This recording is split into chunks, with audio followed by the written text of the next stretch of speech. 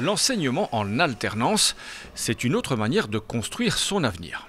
Alors la formule en général c'est 2 jours à l'école, 1 jour de cours généraux et 1 jour de formation pratique et 3 jours en entreprise.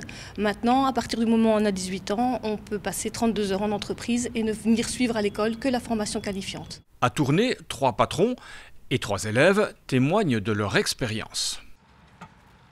Au sommet de l'échelle, Alison, une accompagnatrice du CEFA, retrouve Teddy, un ancien élève. Ça fait 5 ans maintenant. Bah ouais, 5 ans. Ah ouais. C'est bien. Bientôt, Tout se passe bien. Oh oui, bientôt le CDI. Incroyable, c'est chouette. Tu te souviens à l'époque quand tu venais en vélo Ouais. C'était dur mais ça va. Maintenant. T'étais un courageux surtout aussi. Ouais, mais bon, après il faut trouver du boulot et une fois qu'on a son boulot, on le garde. T'as la clé, t'as un CDI. Là, ça fait plaisir. Maintenant j'ai mon permis. Ah ben voilà. Ah ouais, c'est beaucoup mieux. Beaucoup mieux. C'est fini le vélo maintenant. Tout comme Teddy, Jason est lui aussi passé par l'alternance. J'aime pas l'école moi, donc le fait de rester à faire sur un banc et tout, ça m'énervait, donc j'ai préféré aller travailler. Valentin, lui, n'a pas encore tout à fait terminé sa formation, mais il pense déjà à l'avenir. Dans mon travail, je vois par rapport aux autres et tout ça que... Non, mais je me vois déjà dans l'avenir dans cette boîte ici.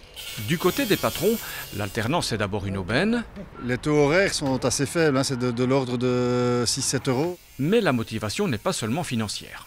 Dans l'enseignement technique, les moyens sont quand même assez limités. Quand on voit les laboratoires, les moyens que les écoles ont pour former les élèves, il faut quand même des chaudières, des pompes à chaleur, du matériel moderne, ce qu'on ne voit pas toujours dans les écoles. Transmettre son savoir-faire, oui, c'est important. Nous, on ne sera jamais remplacé par des machines, donc il y a des gestes qu'on doit transmettre et si on ne les transmet pas, on ne va pas se perdre, mais la qualité de notre travail, de notre profession va s'en ressentir en tout cas. Former nous-mêmes, c'est ce qu'il y a de mieux puisqu'ils sont donc déjà à la source, ils apprennent nos manières de travailler, notre qualité de finition et ils apprennent vraiment tout avec nous et donc on les amène là où on souhaite les amener aussi. Et la formule fait des émules. Aujourd'hui, c'est au tour de Jason de transmettre son savoir à Brian, un peu comme un grand frère.